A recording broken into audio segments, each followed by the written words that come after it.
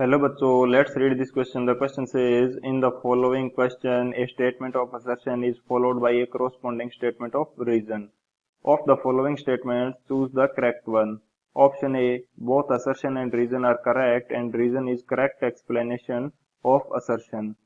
Option B, both assertion and reason are correct but reason is the not correct explanation of assertion. Option C, assertion is correct but reason is incorrect. Option D, assertion is incorrect but reason is correct. Assertion: the refractive index of diamond is √6 and the liquid is √3.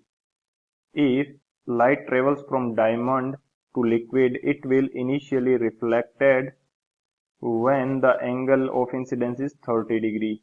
Reason: mu is equal to 1 by sin C, where mu is the refractive index of diamond with respect to liquid.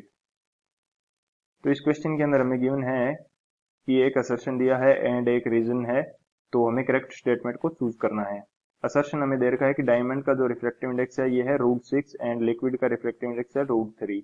यदि light रे diamond से liquid की तरफ travel करती है तो angle of incidence यदि 30 degree है तो ये रिफ्लेक्ट कर जाएगी।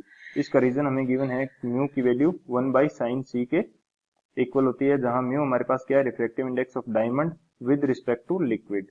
तो बात करते हैं की कंसेप्ट की। की कंसेप्ट ये इस क्वेश्चन के लिए हमारे पास क्या हो जाएगा, की कंसेप्ट। फर्स्ट जो की कंसेप्ट हम यूज करने वाले हैं ये हमारे पास, यदि मैं refractive index of diamond with respect to liquid लिखना चाहूं तो ये मेरे पास किस प्रकार से लिखा जाएगा, refractive index of diamond, index of diamond with respect to liquid। तो ये हमारे पास किस प्रकार से लिखा जाएगा, इसको हम लिखेंगे म्यू डी एल। तो ये इक्वल हो जाएगा mu D divided by mu L के। म्यू डी हमारे पास क्या है, refractive index of diamond and mu L is refractive index of liquid. ये हमारे पास हो गया फर्स्ट की कंसेप्ट। बात करते हैं सेकंड की कंसेप्ट की।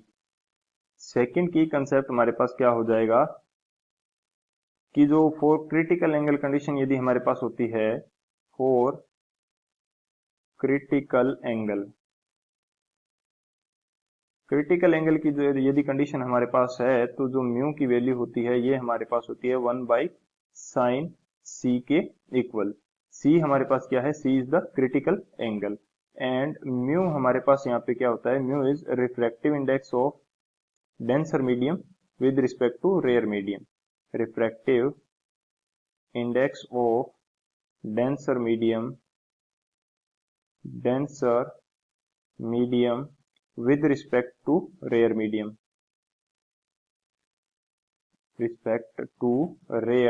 मीडियम, ये हमारे पास होता है म्यू।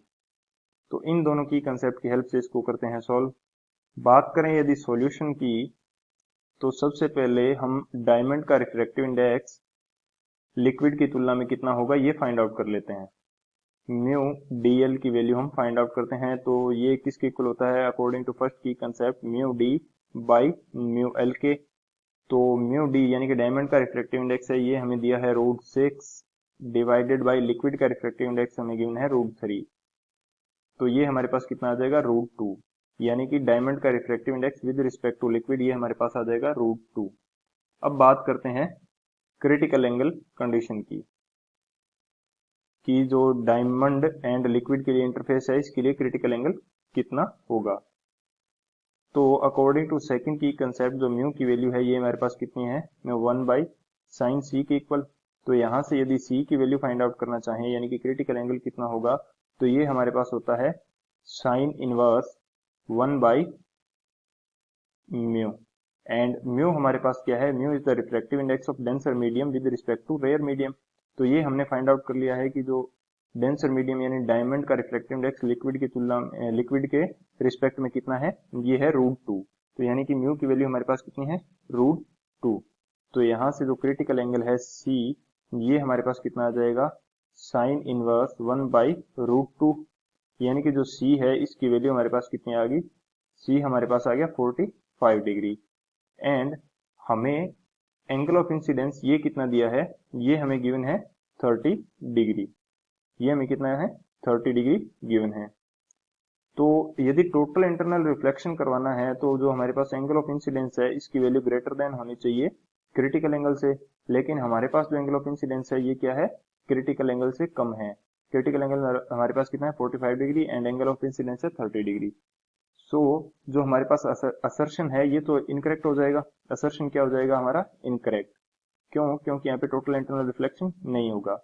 एंड रीजन जो हमें गिवन है कि इस कंडीशन के अंदर, क्रिटिकल एंगल की कंडीशन के अंदर म्यू बराबर 1/sin c होता है, तो ये हमारे पास जो रीजन है ये करेक्ट है। एंड यहाँ पे जो म्यू होता है ये क्या होता है, reflective index of denser medium with respect to rare medium. तो रीजन हमारे पास क्या है, करेक्ट है। बात करते हैं ऑप्शन की, कौन सा ऑप्शन हमारे पास करेक्ट हो जाएगा इस कंडीशन के लिए। हमारा असर्शन क्या है, असर्शन इनकरेक्ट है, रीजन करेक्ट है। सो हमारा ऑप्शन जो डी है ये हमारा करेक्ट हो जाएगा।